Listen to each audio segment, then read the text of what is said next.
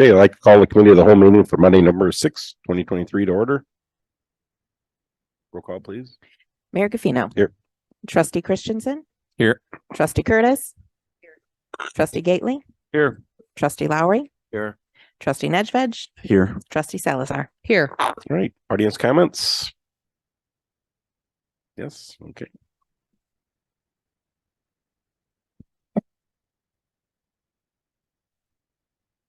All right, so as you come up, just state your name and then spell your last name and then your address too, please. Sure. My name is Stacy McReynolds. It's McReynolds. And my husband and I both reside at 36 Monroe Street. And I just wanted to address the board quickly and briefly to say that we've been very proud residents of North Aurora for 24 years. And I just wanted on record that we really had no intention of selling our home. You know that we live on block 1. And I just hope that you guys take that into consideration as you do continue to move forward with the comprehensive plan that you will be discussing tonight. So that's it. All right, well, thank you. Thank you. I have a question. What are you in? Excuse me. Are Stacey. you? He said thank you. No, that's okay. That's it. No. I have a question. Are you in favor of it or against it? I'm in favor of community development for the betterment of the community. However, I think there are lots of potential, maybe other opportunities in the community than just taking people's homes and building on that block. We really have no intention of selling. Our neighbors, I know, that are also on that block. There's 2 of us on that block left. Neither one of us. It's the perfect home for us. It really is. We bought it 24 years ago. It's perfect for us. And we really had no intention. So, you know, we fought this 20 years ago, 18 years ago, I believe, in that ballpark. When it was looked at before, but we had more homes on the block at that point. Now I know that there's only 2 of us left. So, you know, I don't know. We picked our home for a reason. We love the view. The view is absolutely stunning. And we understand that that's probably a big chunk of why it's such an integral part of this community plan. I get it. But it's our home, not our house, home for 24 years. So please take that into consideration as it's sensitive. It's emotional. What if somebody took your home? You know, that's how we feel. So I just wanted to address the board. All right, thank you. Okay, thank you. Thanks. Anyone else? Okay, seeing none. Trustee comments? All right, item 1 for discussion, Steve. Thank you. Item number 1 on the committee of the whole agenda tonight is the update regarding our 2024 meeting schedules. By law, we put out our village board and committee of the whole schedules, as well as our plan commission and us other committee meetings that we have here. And if you notice in your packet, we have 2 holidays that fall because our meetings are first and third Mondays. Sometimes you always get Labor Day, always falls on the first Monday of September. This year, January 1st is also a Monday, which means that there will be no board meeting for New Year's Day. So the question for the board would be, you either approve it as we do and we just don't have meetings those 2 days, which traditionally is what we've done, or you could change the schedule tonight and say, no, we want to have a meeting. Can we do it maybe January 3rd? You have that option right now. If you leave it as is, you can always have a special meeting. If there was actually a lot of stuff that had to get approved, we could call a special meeting. Just say leave it as is. Yep. Yeah. As well. And then Plan Commission, the only one that they missed, their first Tuesday of the month. So coincidentally, they missed Tuesday, January 2nd, because that's the day that we'll be celebrating January 1st as holiday. It just falls that way in the calendar this year. So Sunday's holiday is celebrated on Monday, and Monday's holiday is celebrated on Tuesday. So they will not have a plan commission on January 2nd. And then other than that, the only other schedule is North Aurora Days. And the only one that is scheduled to be missed is in November next year because it falls on Veterans Day, which is a perfect segue to remind everybody that we're having our Veterans Day memorial ceremony this Saturday, the 11th, at our memorial at 11 a.m. on Willoway. Does anybody have any questions about that? No. Oh, and we did change beautification. We started those meetings 4 times a year. We were starting at 6 o'clock, but as the committee got more engaged, the meeting started lasting longer. So we actually bumped it to 5 o'clock. So we have more adequate time to meet before the village board meetings. That's all I have. If you have any changes, that's fine. If not, we move on and we'll bring it to the next village board agenda. All right, thank you. Item 2, Steve. Item number 2 on the agenda is a building code update, and Nathan's going to continue in the fashion of what we've done with these complicated code updates. We're going to start off with a small PowerPoint, and then Nathan's actually going to come back again a little more in depth at an updated another committee of the whole meeting, and then eventually bring it back to board for final approval.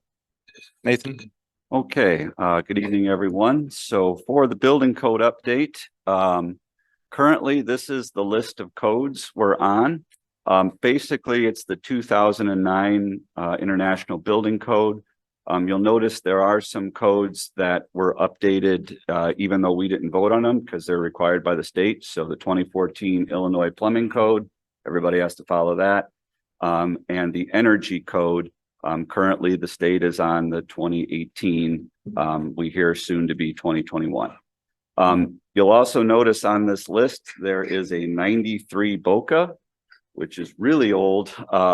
That is on the list because we have an IGA with the fire district where we both adopt the same code, but they do fire inspections. We actually found that document from 95, and that is something during this process we'll also have to update because everything in there is pretty out of date. So why should we adopt new codes? You want to do it, building codes come out in 3-year cycles. So every 3 years is a new edition. You want to do it every 2 or 3 cycles just to stay current. There's lots of new products.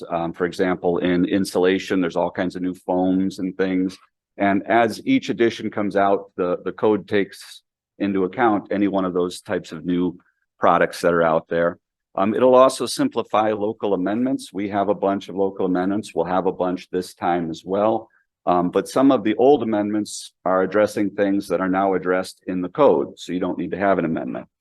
You want to do it to maintain your ISO rating. That is a rating that insurance companies use to set your homeowners insurance rates. Now your insurance is based on a lot of things, but one of them is this rating that looks at the effectiveness of your building codes, how good your fire protection is, how many fire hydrants you have, you know, all that kind of stuff. As your codes get out of date, your score gets worse. So you want to update every so often just to be current with that. And also just to be to get current support from ICC. ICC is International Code Council. They're the ones that publish these things. Think about, you know, if your home computer is running on Windows 95, right? At some point, it's too old to get support. Well, the 93 BOCA, I can't call anybody if I have a question on the 93 BOCA. I can't even find it online. So, you know, that's something that you need to stay current with. So those are reasons why you should. Why do we have to? The state passed a law this year saying that beginning January 1st of 25, certain baseline codes, you have to be on the current version or the previous 9 years. So we're proposing to do the 21s. There are 24s coming out very soon. So on January 1st, 25, you either have to be on the 24s, the 21s, the 18s, or the 15s. 9s won't cut it anymore. So the state is kind of forcing people to update, you know, on a more regular schedule. So, you know, it's a good thing to do, but we're also kind of being forced to do it. So we're proposing to go to the 2021 international codes. So there is kind of the whole long list of them. Again, you'll notice some of the ones by the state, like the plumbing and the energy, are kind of preempted. So you go by those years. We're also coordinating with the fire district. They will at the same time be going to the 2021 fire code, and we'll both be adopting the same codes so that we're coordinated and we're reviewing the same things. So some of the significant changes, and I'm just going to highlight a couple of the kind of the big topics that always get brought up with building codes. The amendments will be, I'll bring that at the next meeting, and that's like 30 pages of stuff, but just hitting the highlights here. First one is pools. Pools now have their own book. It's called the International Swimming Pool and Spa Code. Basically, they took all of the sections from all the other books and made a pool book. And it talks about everything, including pool covers. I wouldn't actually recommend doing that, but they do talk about pool covers and codes for all of that. Another big topic is sprinkler systems in residential. So even the 2009s require single family homes to have sprinkler systems. We amended that out, and we're proposing to keep doing that. So we're going to amend out sprinklers for single family and duplexes. Townhomes and multifamily would have to have sprinkler systems. The fire district is in agreement. Everybody kind of wants to keep that item status quo. There is a safety argument, but usually for single family homes, the cost of adding a sprinkler system just far outweighs any safety gains you're going to get. As long as the rest of the home is designed with the smoke detectors and the fire rated walls and exits and things, sprinkler systems add a lot of money to a single family home. So our proposal is to keep our status quo on that and to keep exempting those out. And then finally, elevators. That has been a topic recently with the fire district again on apartment buildings. And we found that their rules and our rules did not match. So this would make sure that we both have the same amendments. And basically that is to require an elevator in any residential apartment building if it has 2 stories. The only exception being if each unit has their own door to the outside and there's no internal hallway. So the Seasons, which is under construction right now, and the Springs, every unit has a door, even if you're upstairs. So there's no internal hallways, there's no passageways, everybody's door goes right to the outside. So the fire district is exempting those from needing an elevator because you could have a handicap unit on the first floor that's going to be the same as a handicap unit on the second floor. So again, just trying to match with them. So those are kind of the big ticket items. Like I said, next meeting, I'll have the whole thick book of amendments. If anyone has trouble sleeping and wants to read all of the published codes, they're all available online. And there they all are. They're very thick. Get right on I it. wouldn't recommend it unless you're a big fan of building material, but they are all available there. I have a quick question. So with the adoption of these codes, is it going to have an adverse impact on any of the development currently or proposed in the village? So kind of my schedule is for them to take effect January 1st. So anybody that already has a permit or already has something in for review would still be under, what they were approved at or when they submitted at. It's only new building permits coming in January 1st going forward. Would that have an impact, like say on Moose Lake, where they're building new properties and somebody gets a permit January 2nd? Would that change the pricing, or would it have? If an they impact? did submit, the next year's permits, they would have to update to the 2021 codes. The big price thing would be sprinklers, and we're going to keep exempting that out. Their architect will have to go through their plan sets and make any changes needed. So there might be some impact there, but it shouldn't be huge. Basic construction for homes hasn't changed that much, through any of these books. All right, sounds good. It's good. Okay. All right. Item 3, Steve. Thank you. Item number 3 on tonight's agenda is the comprehensive plan update. Basically, a comprehensive plan is something that you do every 10 to 20 years in order to kind of give a planning guide for the village. And we had one done about 10 years ago. What really started this comprehensive plan update was the fact that the village has since updated all of our boundary line agreements in the last few years with Sugar Grove, Aurora, and Batavia, kind of giving us a a chunk of land that wasn't in our future boundary areas, but now are. And so with that, there was some additional needed future zoning considerations for those pieces of land that were formerly not in our boundary areas. With that, Nathan's going to talk about that as well as all the other updates, which include an updated concept for the Block 1 area. Okay, so I'll go through some of the exhibits and maps, and then Housel Levine, who did the comprehensive plan update, is here, so they can come up and answer any questions as well. So again, I'll just hit the highlights. As Steve said, the plan was updated to take into account all the future areas, so everything out west there, to update the boundaries to include those properties, and to just update everything that's happened since 2015. When Housel Levine did the original plan. So they updated the existing land use map. They updated the future land use map. So you see the far western areas being shown for residential. You also see, some of the things that changed. So for example, there's the Seasons. It's now shown as multifamily. So as developments have come in, they've been incorporated into these maps to take into account all the things that have happened, since 2015. Updated the residential areas plan, again, showing the new territory, the new forest preserve parcels.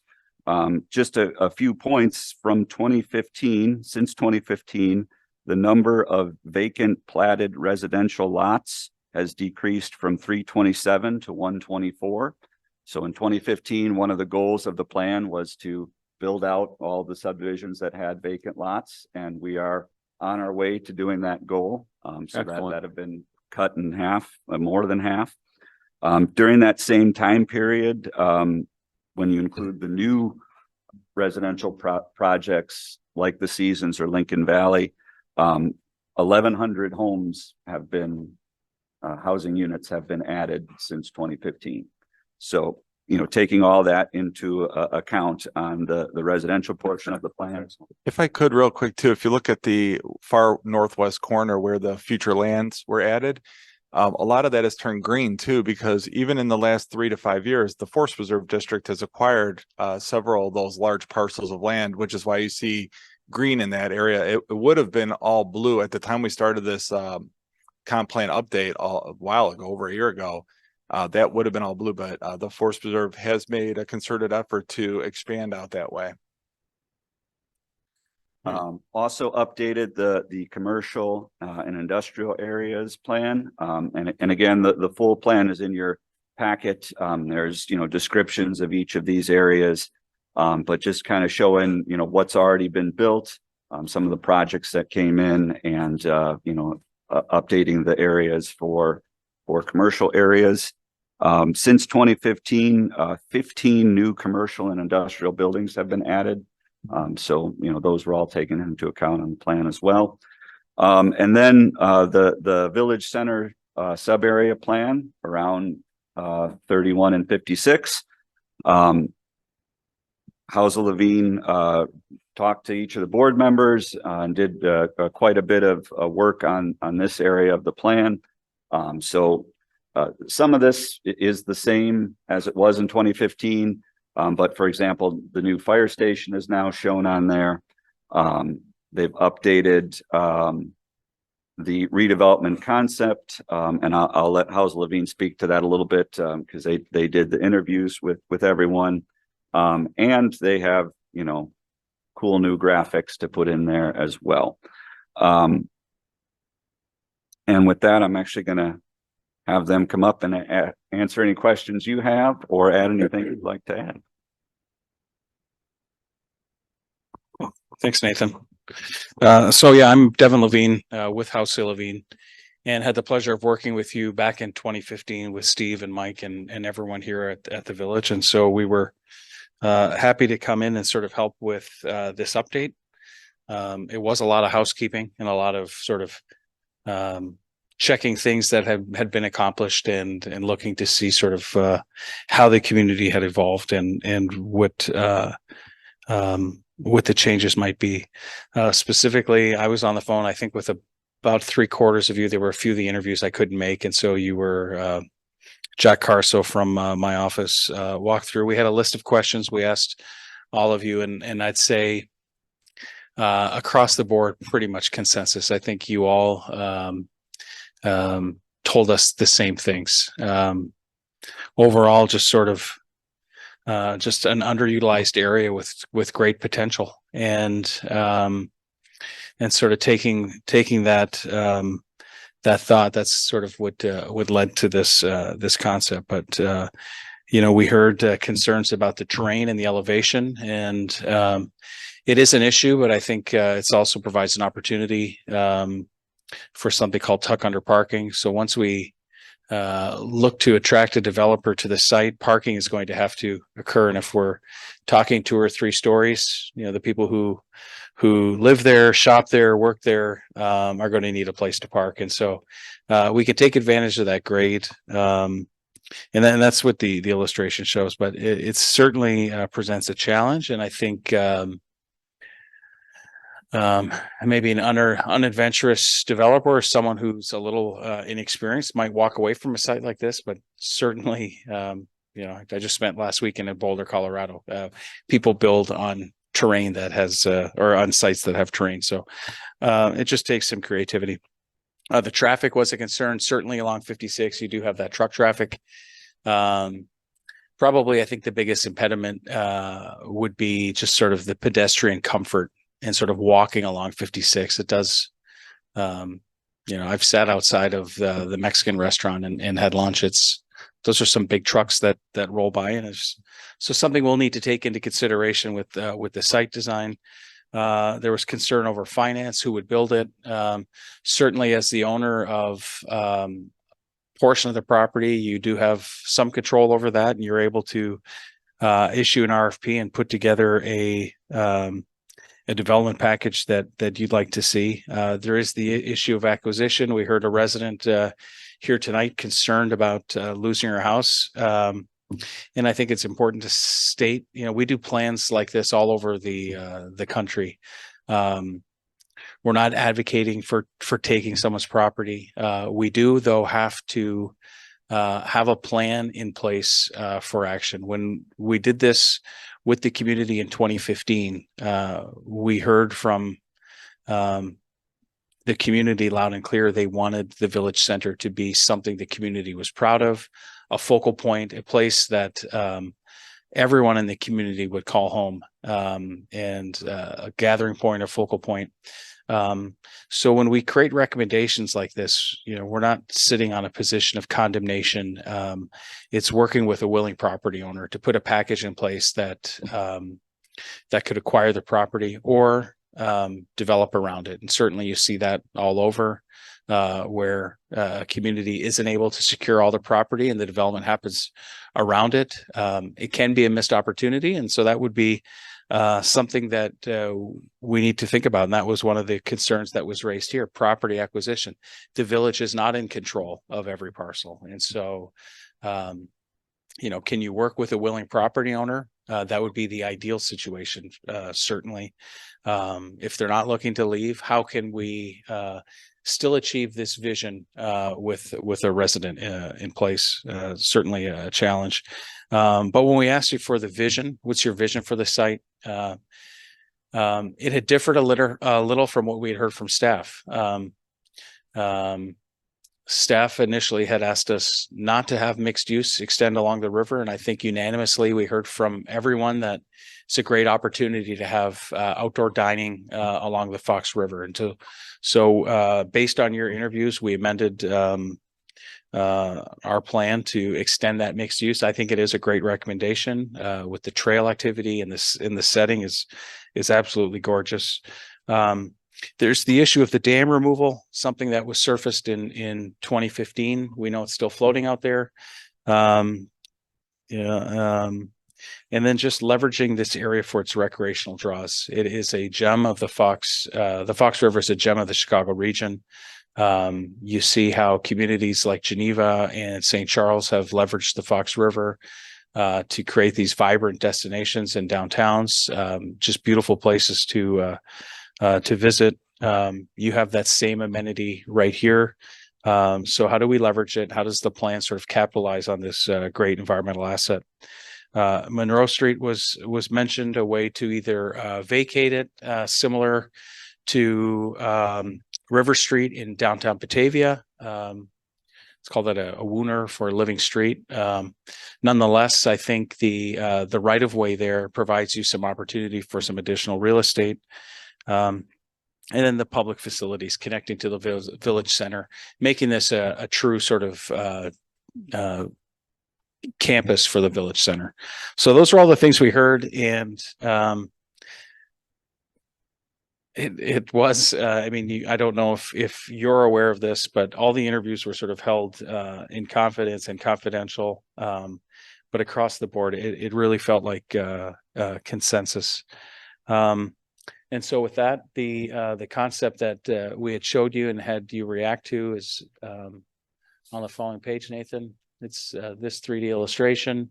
We have the two or three story mixed use buildings right there at the corner of 31 and 56, the old, this was a school site or community center site. And then bending and then along the river up to the north end. And then we did sort of mirror that development on the south side of the street, where you have was it the appliance store, the Mexican restaurant, and the liquor store. We sort of carried that development pattern just to sort of show that the potential of what's there. And we truly believe this is a catalytic type of development, the type of development that if it moves forward, you'll start to see other property owners within the near vicinity start to look at their assets and wonder how their parcels can start contributing to the downtown.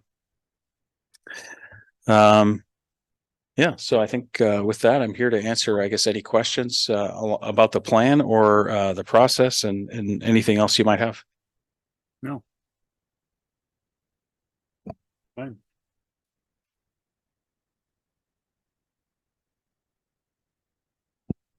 Any questions or comments? Nope. So it'll be at the Planning Commission tomorrow night. And then we'd be bringing it back at a future meeting for adoption. Very good. All right, thank you. Thank you. All right. That concludes our discussion. No exec session. So entertain a motion to adjourn. Motion to adjourn. All in favor, say aye. Aye. Opposed, the same. All right, have a good night.